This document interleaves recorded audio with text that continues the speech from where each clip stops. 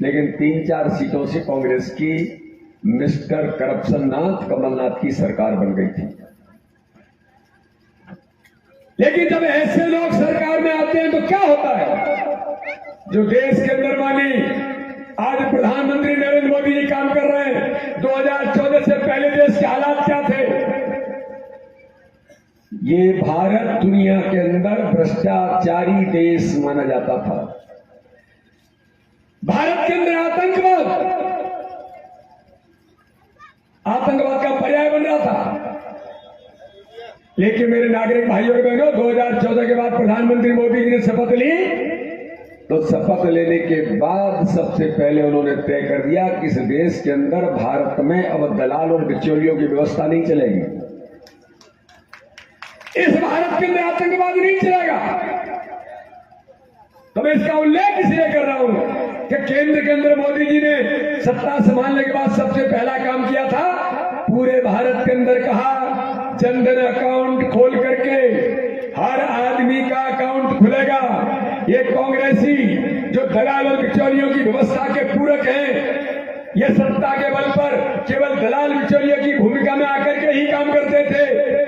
ये कहते थे ये प्रधानमंत्री क्या करने वाला है, जितनी जनधन अकाउंट खोलेगा, कितने लाखों रुपए डालोगे। उन्हें नहीं पता था कि विजनरी नेतृत्व भारतीय जनता पार्टी का इस देश की राजनीतिक व्यवस्था को बदलना चाहता है। आज यहां पर मैं कहना चाहता हूं इस सभा के अंदर, प्रधानमंत्री मोदी जी ने 6000 किसानों को सम्मान निधि देने का काम किया। मध्य प्रदेश के मुख्यमंत्री ने भी 4000 दिया और बाद में 6000 दिया। 12000 हमारे किसानों को उनके सम्मान के लिए दिया। तो व्यवस्था का परिवर्तन कैसे होता है, मैं आज इस सभा में जनता को इसलिए बताना चाहता हूं कि हम लोगों को इन बातों को चुनाव के समय में जरूर याद रखने की जरूरत है। कांग्रेस के प्रधानमंत्री राजीव गांधी कहते थे उस समय जब तत्कालीन प्रधानमंत्री थे, हम 1 रुपया गरीब के लिए दिल्ली से भेजते हैं, 85 पैसे दलाल और बिचौलिए खा जाते हैं, भ्रष्टाचार में चला जाता है, 15 पैसे गरीब तक पहुंचता है। लेकिन प्रधानमंत्री मोदी जी ने 2014 में शपथ लेने के बाद मैं आज आपको पूछना चाहता हूं, मेरे नागरिक भाइयों और बहनों, आपके खाते में 6000 प्रधानमंत्री भेजते हैं, 6000 मध्य प्रदेश के मुख्यमंत्री भेजते हैं, 12000 रुपए भारत के अपने मध्य प्रदेश के किसानों के खाते में आते हैं। इनमें से 1 पैसे भी किसी दलाल बिचौलिए ने आपसे लिया है क्या? अरे ना ताकि से बताओ, लिया है क्या? ये भारतीय जनता पार्टी की सरकार है केंद्र के अंदर, राज्य के अंदर। इसलिए बीजेपी की सरकार चाहिए। हमारी इतनी बड़ी संख्या में माताएं बहनें बैठी हैं, महिलाओं को सम्मान देने के लिए भारतीय जनता पार्टी की सरकार ने कहा, माननीय मुख्यमंत्री शिवराज सिंह चौहान ने, मेरी बहनों को मैंने लाडली लक्ष्मी मध्य प्रदेश के अंदर बनाई, कन्यादान योजना शुरू किया, 3 पेंशन योजना बुजुर्गों के लिए शुरू किया। सारी योजनाओं के साथ हम मध्य प्रदेश में काम कर रहे थे।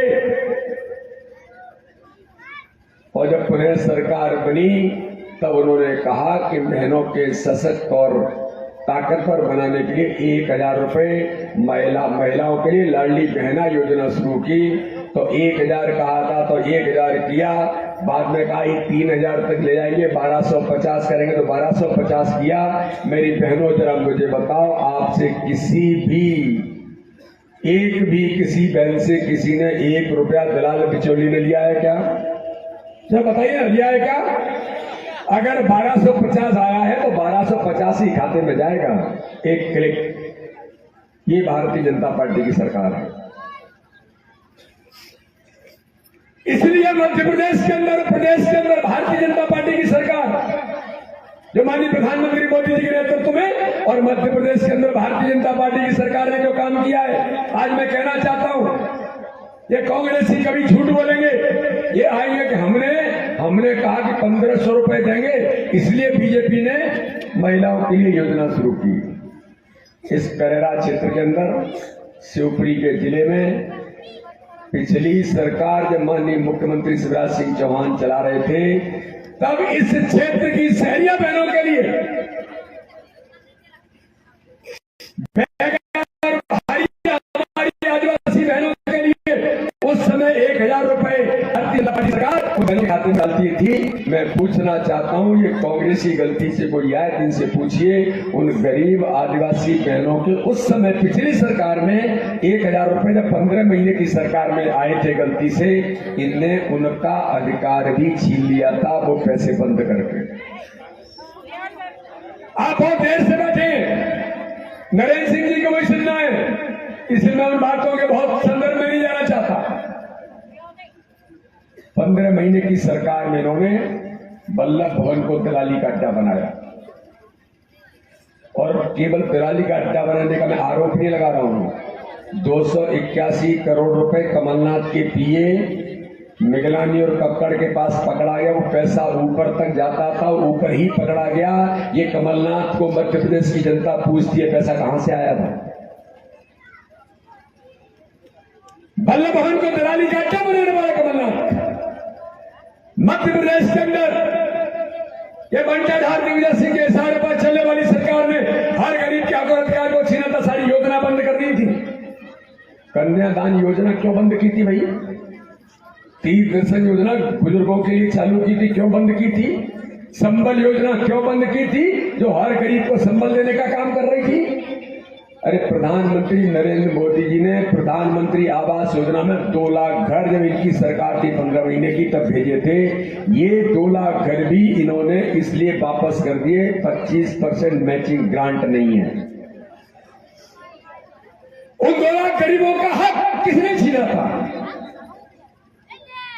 अगर अटल बिहारी वाजपेयी ने भारत के गांव-गांव को सड़कों से जोड़ा, तो प्रधानमंत्री नरेंद्र मोदी ने कहा कि जल जीवन मिशन में एक भी गांव अब ऐसा नहीं बचेगा जो घर घर में नल से, पाइपलाइन से, नल की टोटी से पानी नहीं पहुंचेगा। जल जीवन मिशन में जब इनकी सरकार थी 15 महीने की, तब भी प्रधानमंत्री के मन में मध्य प्रदेश था। उन्होंने मध्य प्रदेश में 248 करोड़ रुपए जल जीवन मिशन के लिए भेजे थे। इस मिस्टर कमलनाथ ने वो पैसे भी उपयोग न करके लैप्स होकर के चले गए थे। गरीबों को पानी क्यों मिलेगा? तो मेरे भाई और बहनों, ज्यादा लंबा समय न लेते हुए मैं तो इस सभा में केवल इतना कहना चाहता हूं, देश के लिए विकास की बात जब मध्य प्रदेश के अंदर होती है, एक एक आदमी से पूछिए, गांव-गांव में जनता जनार्दन से पूछते तो वो कहते हैं कि हाँ, विकास तो भारतीय जनता पार्टी की सरकार ने किया है। गरीबों के जीवन में बदलाव आया है तो भारतीय जनता पार्टी की सरकार में आएगा। माननीय प्रधानमंत्री मोदी जी ने हर गरीब को पैसे के अभाव में इलाज से वंचित नहीं होगा।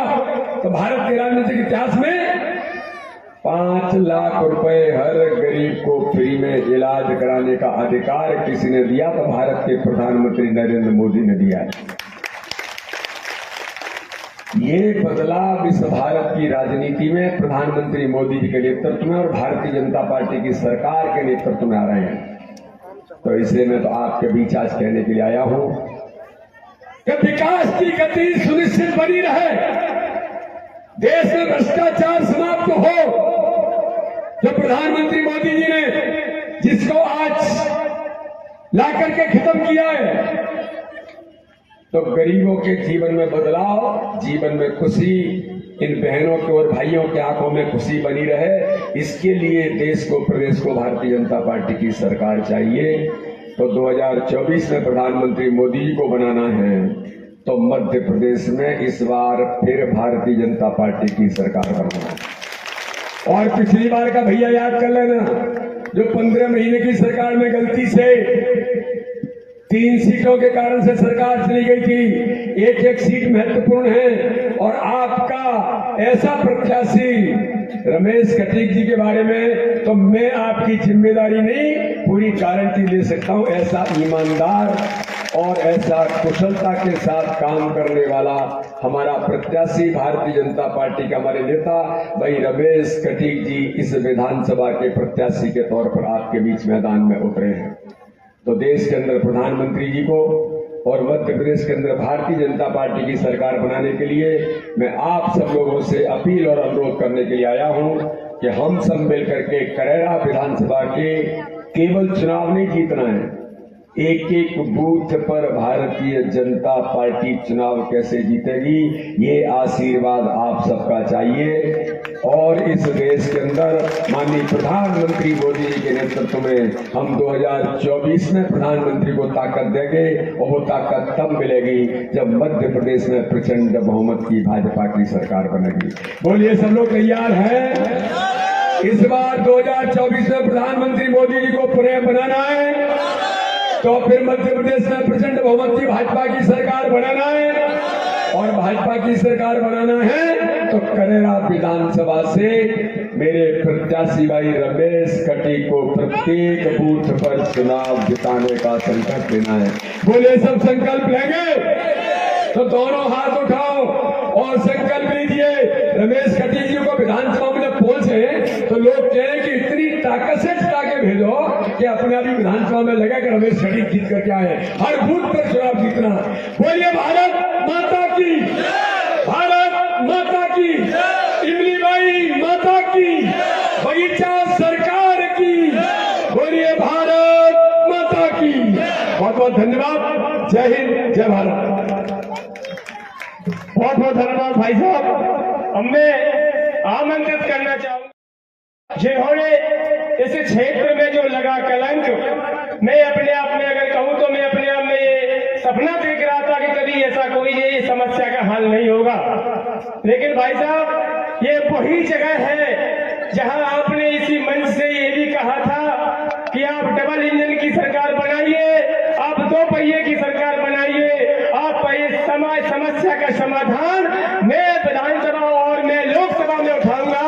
ऐसे शख्सियत तो मैं भाई साहब को आमंत्रित करना चाहूंगा जिन्होंने शौचरैया अभियान के लिए हमारी लड़ाई लड़ी, किसानों की लड़ाई लड़ी और माननीय मोदी जी के पास अपनी मजबूती से ये बात को रखा। इसलिए मैं जोरदार तालियों से स्वागत बंदन अभिनंदन करना चाहता हूँ माननीय भारत सरकार के गृह मंत्री माननीय नरेंद्र सिंह तोमर जी। आप जोरदारियों से स्वागत बंदन अभिनंदन करें। जिंदाबाद जिंदाबाद जिंदाबाद जिंदाबाद जिंदाबाद जिंदाबाद जिंदाबाद जिंदाबाद जिंदाबाद। भारत माता की। एक करई जैसी आवाज नहीं है। शौचरैया भी खत्म हो गया तो भी इतनी धीमे धीमे आवाज। भारत माता की, भारत माता की। भारतीय जनता पार्टी जिंदाबाद, भारतीय जनता पार्टी जिंदाबाद। आज भारतीय जनता पार्टी के तत्वाधान में संपन्न हो रही करई क्षेत्र में इस विशाल आम सभा में हम सब के मध्य विराजमान हमारे भारतीय जनता पार्टी के यशस्वी और लोकप्रिय प्रदेश के अध्यक्ष माननीय श्री विश्वनाथ शर्मा जी, भारतीय जनता पार्टी के प्रदेश के महामंत्री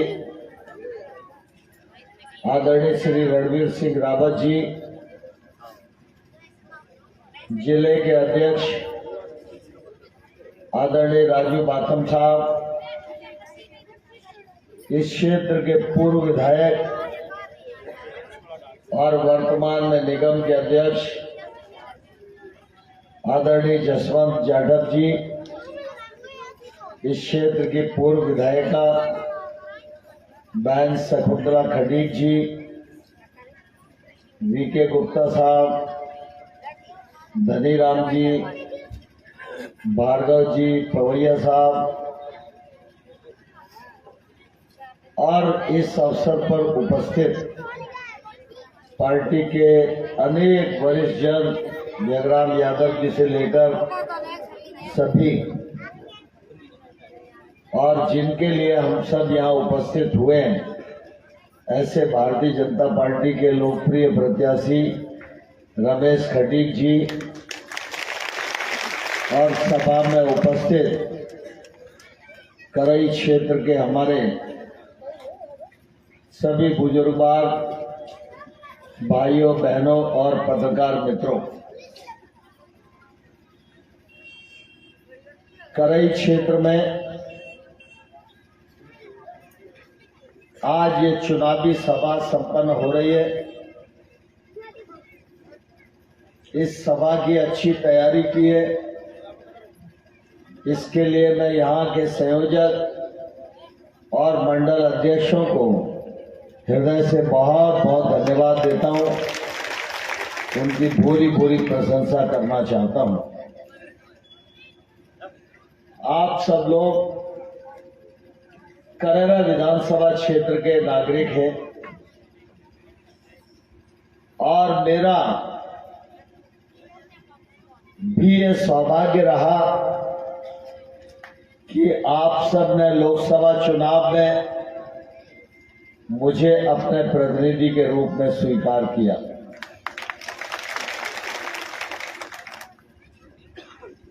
चुनाव आते जाते रहते हैं, प्रतिनिधि बदलते रहते हैं, लेकिन जब पार्टी ने कहा और मैं आपके पास आया, आपने मुझे विश्वास दिया, स्नेह दिया,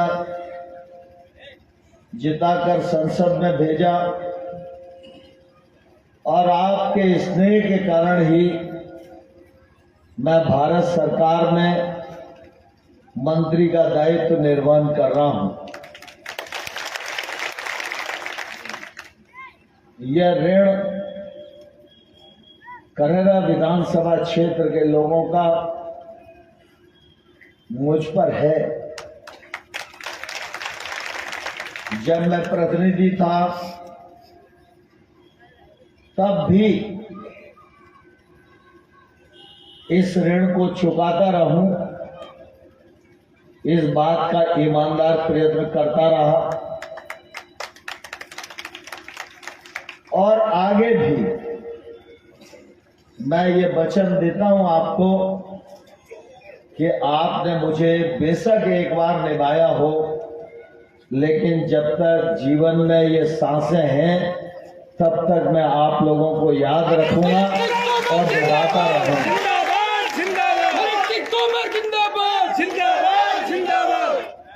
अभी हमारे संचालक जी कह रहे थे कि करई की सभा में आपने घोषणा की थी सोन चिरैया अभ्यारण्य डिनोटिफाई कराने की। यह तो सच है कि जब मैंने घोषणा की थी उस समय ये काम मुझे भी असंभव सा लगता था और जब तक किसी भी काम को ठीक प्रकार से समझ नहीं लूं तो घोषणा करने से मैं हिचकिचाता हूं। लेकिन जब मैं उस समय करई आया था तो रणवीर सिंह रावत समेत सभी लोगों का इतना दबाव था कि भाई साहब कह तो देव ही।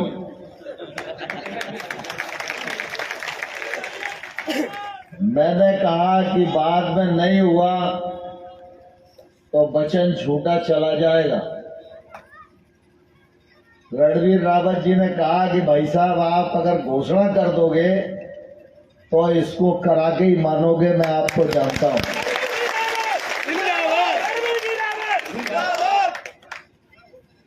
मैं राजनीतिक क्षेत्र में काम करने वाला कार्यकर्ता हूं, लेकिन मैंने कुशाभाऊ ठाकरे जैसे मनीषी के चरणों में बैठकर राजनीति सीखी है और मेरे गुरुदेव ने मुझे हमेशा यही कहा है, चाहे नफा हो या घाटा, सार्वजनिक जीवन में कभी झूठ मत बोलना। और उन्होंने यह भी हिदायत मुझे दी कि जनता से नजरें चुना के राजनीति नहीं, जनता की नजरों में नजरें मिला के राजनीति करना।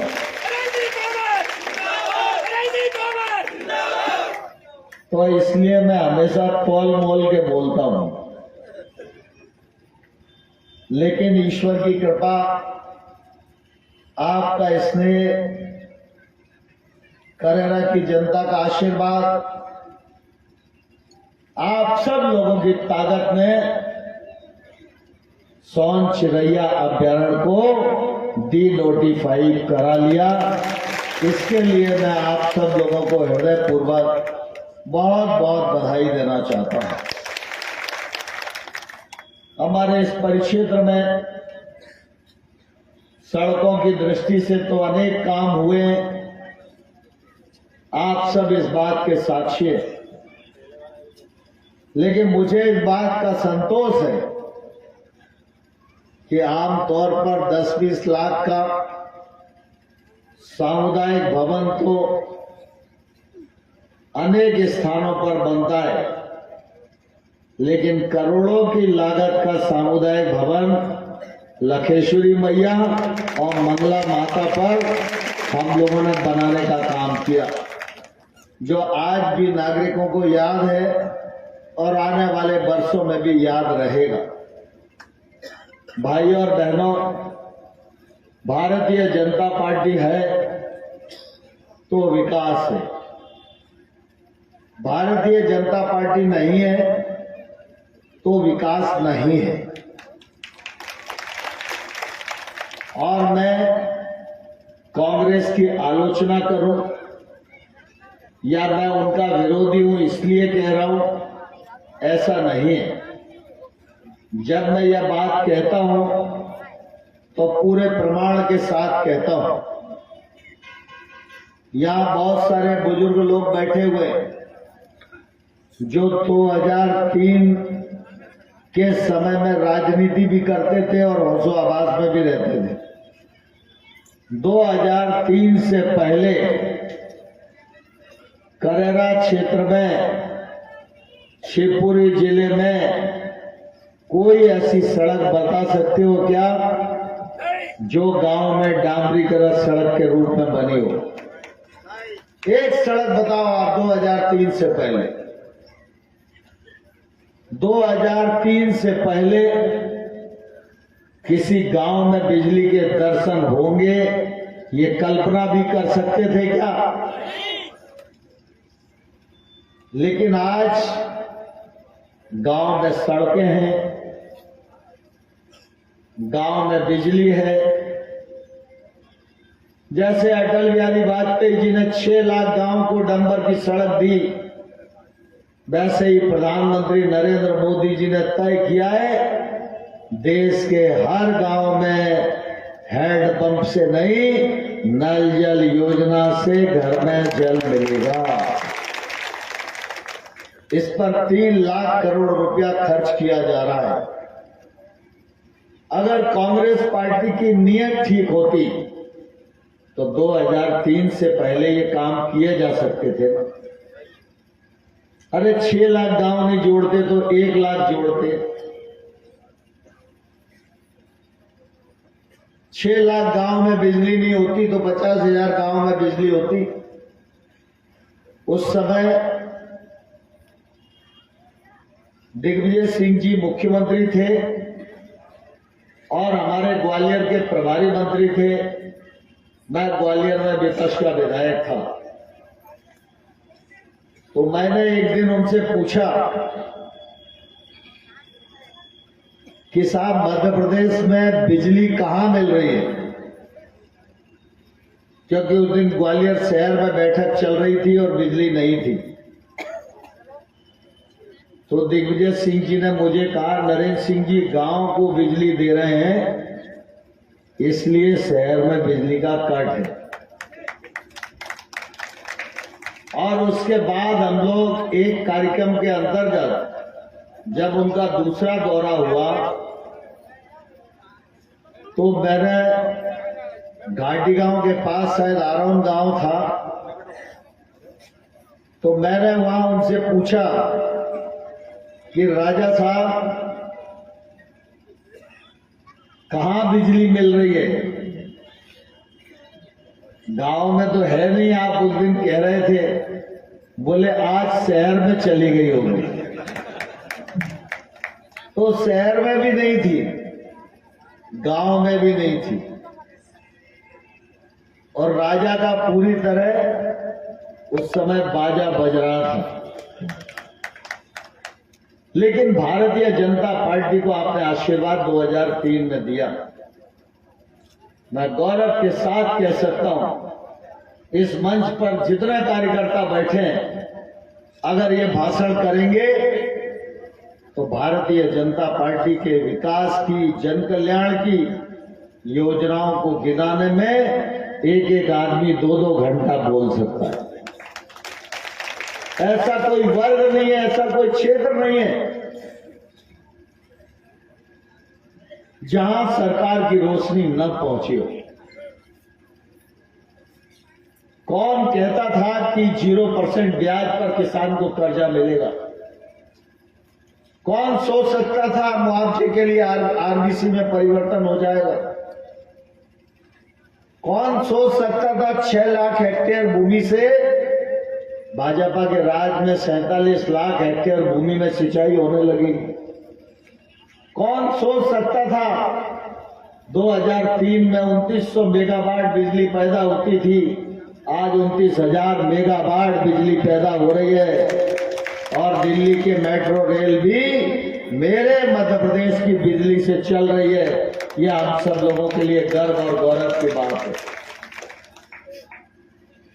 इसलिए आप सबने देखा होगा, चुनाव है, चुनाव में कांग्रेस के प्रत्याशी हैं, बसपा के प्रत्याशी हैं, वोट मांगने के लिए आपके पास आ ही रहे होंगे। दिग्विजय सिंह का बयान आप पढ़ते होंगे, कमलनाथ जी का बयान आप पढ़ते होंगे। कोई ये नहीं कहता कि मैंने एक बिजली का सब स्टेशन बनवाया, कोई ये नहीं कहता करेला क्षेत्र में हमने एक सड़क बनवाई। कोई अपने आप को जय बोलता है, कोई वीरू बोलता है। अरे भाई चुनाव है, चुनाव में तो रमेश खटीक खड़े हुए, भाजपा खड़ी हुई है, इसमें जय और वीरू का क्या लेना देना है? लेकिन बोलने के लिए माल नहीं है, बोलने के लिए मटेरियल नहीं है, उपलब्धियां नहीं है, इसलिए कुछ भी बोलो और जनता को गुमराह करो और अपना काम चलाओ। छोटे मियां तो छोटे मियां, बड़े मियां और सुभान अल्लाह। प्रदेश के नेताओं पे तो मटेरियल है नहीं। उनके नेता राहुल गांधी वो भारत जोड़ो यात्रा कर रहे थे। अब यहाँ आप सैकड़ों लोग बैठे हैं, आपको कहीं से भी भारत टूटता हुआ नजर आ रहा है क्या? बताओ।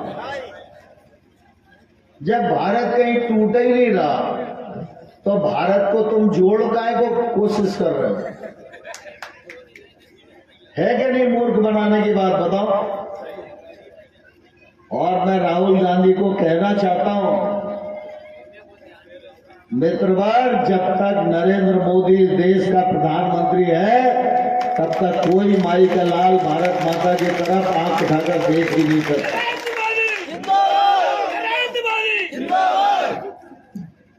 और मैं राहुल गांधी को कहना चाहता हूं, आप इधर उधर की बातें छोड़ो, मध्य प्रदेश आओ। कमलनाथ का कुर्ता दिग्विजय सिंह फाड़ रहे, दिग्विजय सिंह का कुर्ता कमलनाथ फाड़ रहे। जे कुर्ते ही रफू करा लो तो कम से कम तुम्हारी पार्टी तो बची रहेगी। लेकिन कांग्रेस का बेड़ा गर्क हो गया। अब वो देश का बेड़ा गर्क करने पर उतारू। इस समय वो कांग्रेस पार्टी नहीं है जिस पार्टी में कुछ राष्ट्रवादी लोग हुआ करते थे। आज ये वो कांग्रेस पार्टी है जो टुकड़े टुकड़े गैंग के साथ खड़ी है, देश विरोधी मानसिकता वाले लोगों के साथ खड़ी है, एनजीओ के साथ खड़ी है, जो भारत को आगे बढ़ते हुए देखना नहीं चाहते, जो विदेशों के इशारे पर काम करते हैं, भारत की प्रगति को रोकना चाहते हैं, भारत को विश्व गुरु के पद पर नहीं पहुंचने देना चाहते हैं। कांग्रेस उनकी घपलत में फंसी हुई है, इसलिए इस कांग्रेस को हम लोगों को पहचानना होगा और इस कांग्रेस को इस चुनाव में धूल चटाना होगी। जहां तक हाथी वाथी का मामला है तो आपके पड़ोस में झांसी है, झांसी उत्तर प्रदेश में है, उत्तर प्रदेश में योगी है और योगी के सामने तो हाथी हाँप ही रहा है, तो मध्य प्रदेश में हाथी कर भी क्या लेगा। आज जरूरत इस बात की है कि मध्य प्रदेश को कैसे मजबूत बनाया जाए। आज जरूरत इस बात की है कि देश को कैसे आगे बढ़ाया जाए।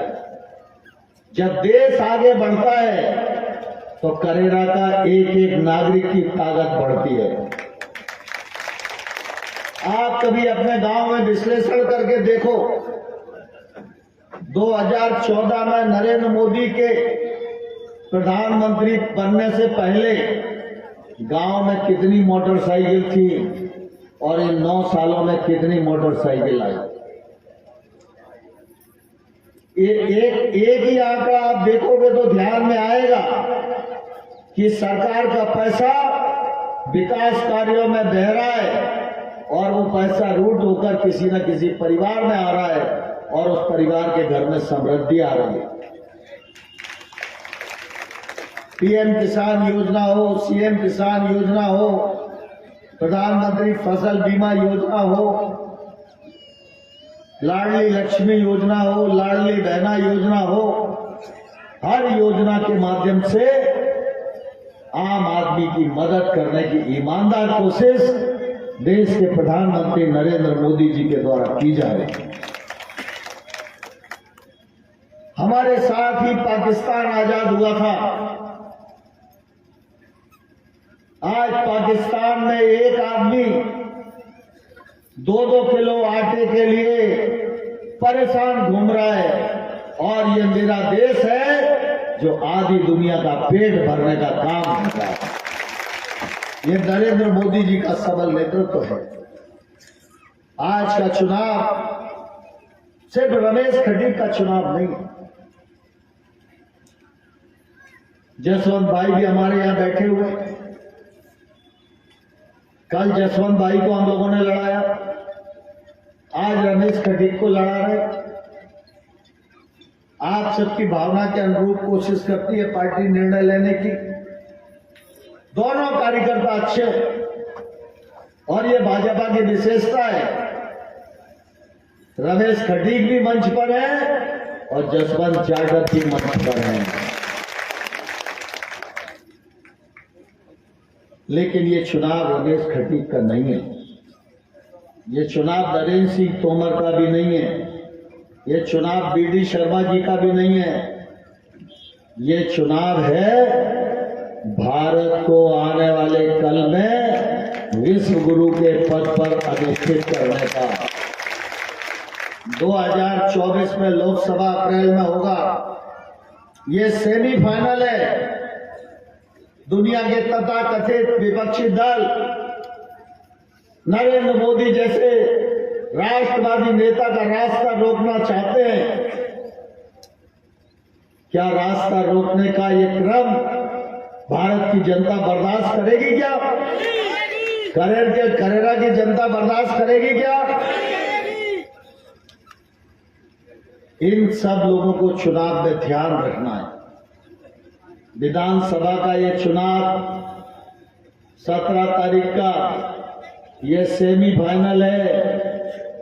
सेमीफाइनल जीतेंगे तो फाइनल ताकत से खेलेंगे और फाइनल जीतेंगे तो भारत को सोने की चिड़िया कहलाने वाला देश बनाने में सफल होंगे।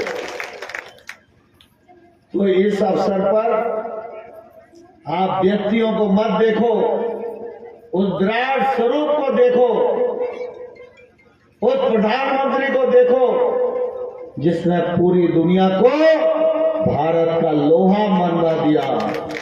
उस प्रधानमंत्री के हाथों को ताकत हम सब लोगों को मिलकर देना है। आप सब तैयार हो?